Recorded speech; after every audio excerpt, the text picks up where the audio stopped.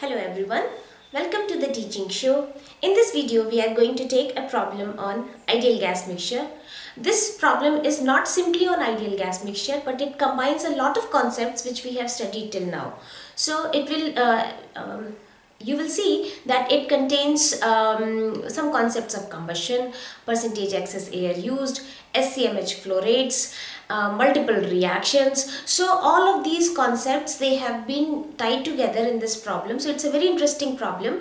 The description in the description box I have given the problem statement, and if you want to read it in the book, it is taken from Felder. It is an unsolved problem, and that is problem 5.39.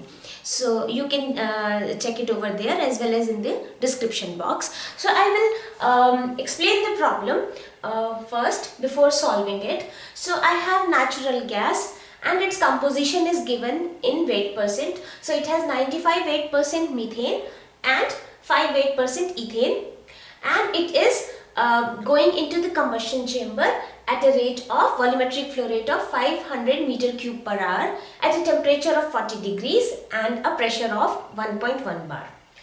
Now further it is given that in order to burn this natural gas, we are using air, and air is used 25% in excess. Now the problem asks you to calculate what is the amount of air which is required, and you have to find out this flow rate in standard cubic meter per hour, because your flow meter is calibrated in SCMH. So you have to find out at what value you have to adjust your flow rate in SCMH so that you get the required 25% excess air.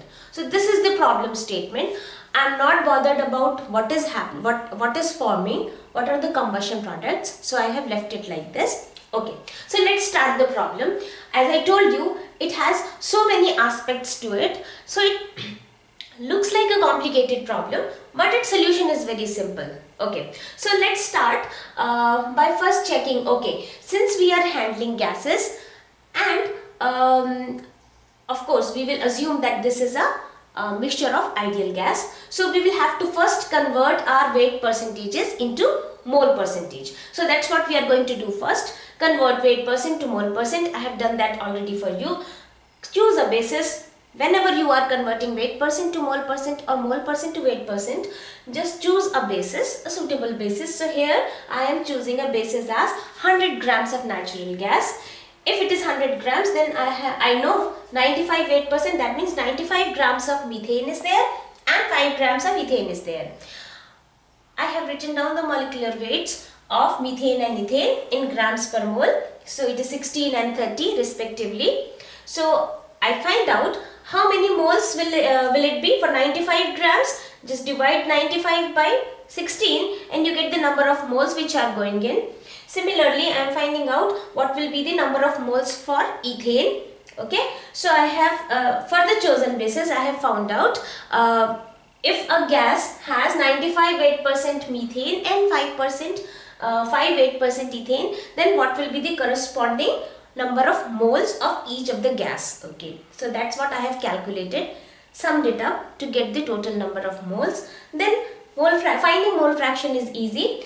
Divide 5.94 by 6.1 and you get the mole fraction of methane. Similarly, you get the mole fraction of ethane as 0.026. So it's very straightforward. We have done it several times. Okay, so one part we have done. I will update my flow chart accordingly. Okay, so instead of now writing weight percent, I will say that this is 0.974 mole fraction, or you can say 97.4 weight mole percent. Okay, similarly over here I am just writing my mole fractions. Okay, this will come handy when we further proceed in the problem. Now the step 2 is to convert your volumetric flow rate into molar flow rates, because now I have like mole fractions over here. Okay, so I will have to convert now my volumetric flow rate into molar flow rate. For that I am going to use my ideal gas equation.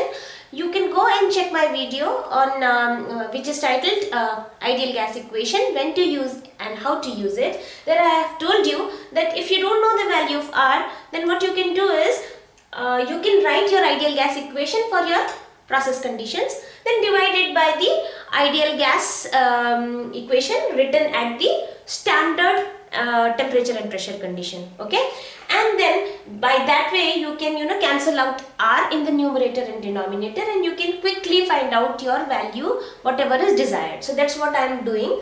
So I have written my equation at my system condition and then this standard conditions. One thing to point out over here is that for STP condition I have specified the standard pressure as 1 atmosphere, but in the problem we are handling pressure in bar. So convert this standard pressure into bars, from atmosphere to bar. So I have given you the conversion factor. 1 atmosphere, that is equal to 1.01325 bar. So I am going to use that value over here.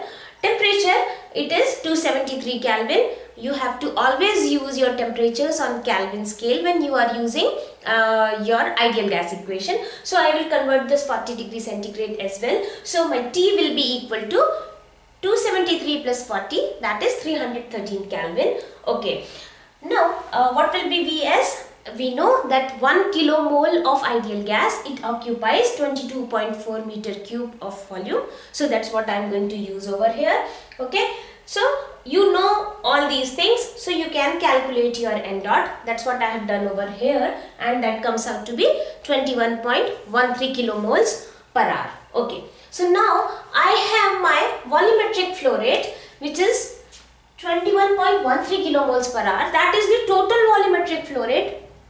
That is, this is the total molar flow rate of CH4 and C2H6. If I want to find out how much CH4 is going in and how much C2H6 is going in, then I will just make use of these mole fractions. Multiply this value 21.13 times 0.974 and it will give you the molar flow rate of CH4. And similarly you do 21.13 multiply it with 0.026 and you will get the molar flow rate of your ethane. So that's what I'm going to do, and I'm going to write what will be the molar flow rates of each of these components. So do that multiplication and you will get the value as 20.58 kilomoles per hour, and this is 0.55 kilomoles per hour. Okay, so this was our step 2 to find out your molar flow rate first, the total molar flow rate using your ideal gas equation. Then making use of the mole fractions we had calculated, now we have calculated what is the molar flow rate of methane and ethane. Okay, so that was step 2. Now my step 3 will be to find out how much oxygen is required for the complete combustion of methane and ethane.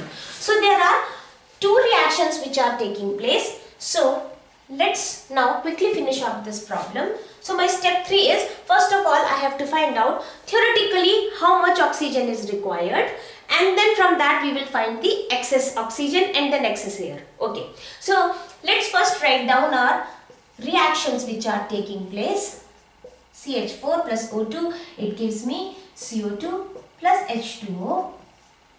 Let's balance this equation. Okay, one more reaction is taking place, C2H6.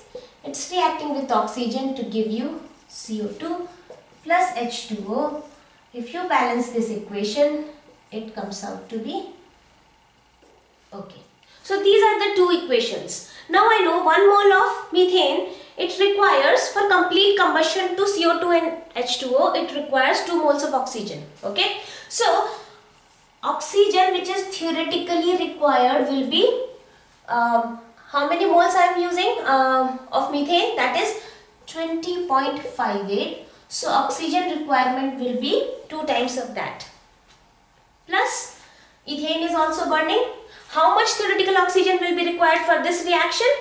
1 mole requires 3.5 moles of oxygen. So 0.55 moles will require this times 3.5. Okay, so this will give me how much theoretical oxygen is required. If you do this, you get 43.085 kilomoles per hour of oxygen is the theoretical requirement. Okay, now I am using 25% excess. Okay, I told you 25% excess air or 25% excess oxygen, that is one and the same thing. So oxygen is also 25% in excess. So O2 which I am supplying, actually which is going in, that is equal to 1.25 times 43.085. I have covered all these things in my previous video on combustion, so you can go and check it over there. So oxygen which is required, then I get is by multiplying the theoretical oxygen by a value of 1.25, and I get the value as 53.85 kilomoles per hour. Since we have to find out the flow rates for air, so now I am going to convert my flow rate of oxygen into flow rate of air. So air which must be going in, that should be equal to 53.85 divided by 0.21.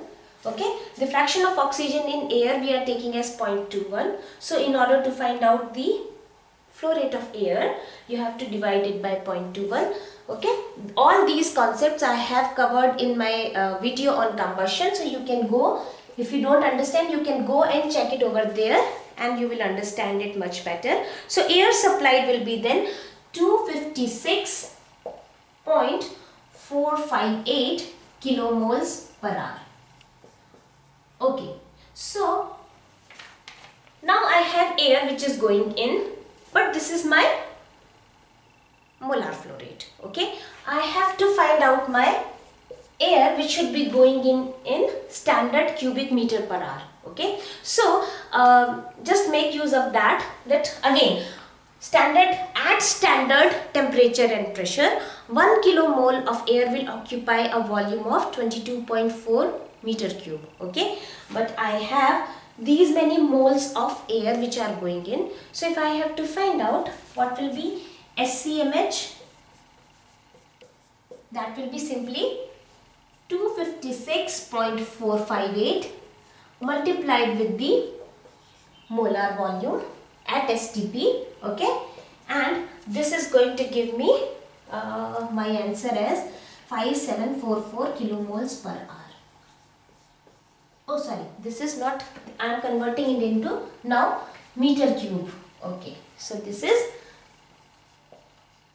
meter cube per hour. Okay, this is 22.4 meter cube per kilomole.